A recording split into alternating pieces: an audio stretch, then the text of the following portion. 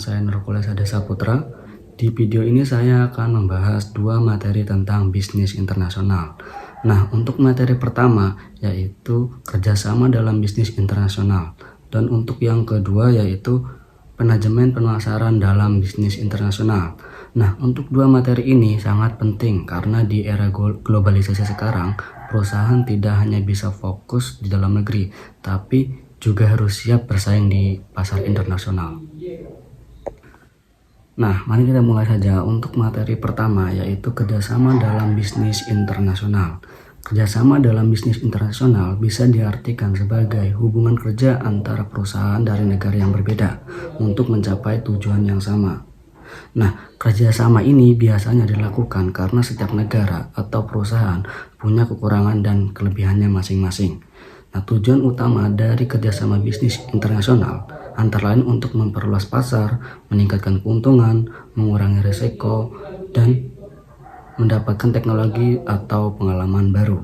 Beberapa bentuk kerjasama dalam bisnis internasional yang sering kita temui adalah joint venture, yaitu dua perusahaan dari negara berbeda bekerjasama membentuk perusahaan baru. Nah, untuk selanjutnya yaitu license, yaitu kerjasama dengan memberikan izin penggunaan merek atau teknologi. Yang untuk selanjutnya yaitu franchise, contohnya seperti brand makanan cepat saji luar negeri yang ada di Indonesia. Nah, untuk selanjutnya yaitu aliansi strategis, yaitu kerjasama tanpa membentuk perusahaan baru, tapi saling menguntungkan.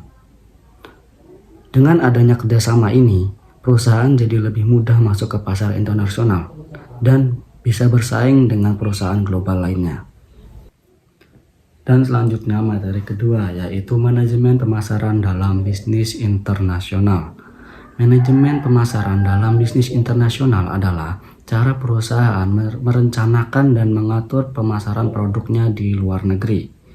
Pemasaran internasional tidak bisa disamakan dengan pemasaran dalam negeri karena setiap negara punya budaya, aturan, karakter, dan konsumen yang berbeda. Dalam manajemen pemasaran internasional ada beberapa hal penting yang perlu kita perhatikan. Nah, untuk yang pertama yaitu produk. Produk bisa disesuaikan dengan kebutuhan dan selera konsumen di negara tujuan. Nah, untuk yang kedua yaitu tidak kalah penting yaitu harga. Harga harus menyesuaikan dengan daya beli masyarakat dan kondisi ekonomi pada negara tersebut. Nah, untuk selanjutnya yaitu promosi. Pesan yang disampaikan harus sesuai dengan budaya yang lokal supaya tidak menimbulkan kesalahpahaman di negara tersebut.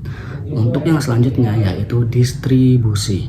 Perusahaan harus memilih jalur distribusi yang tepat agar produk bisa sampai ke konsumen dengan baik.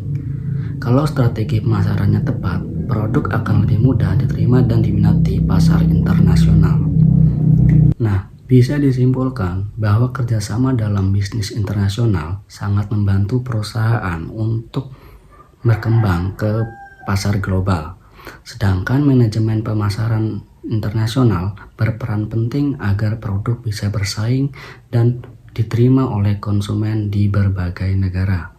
Kedua hal ini saling berkaitan dan sama-sama penting dalam menjalankan bisnis internasional. Terima kasih, semoga penjelasan ini bisa diterima dan dapat dipahami oleh teman-teman semua.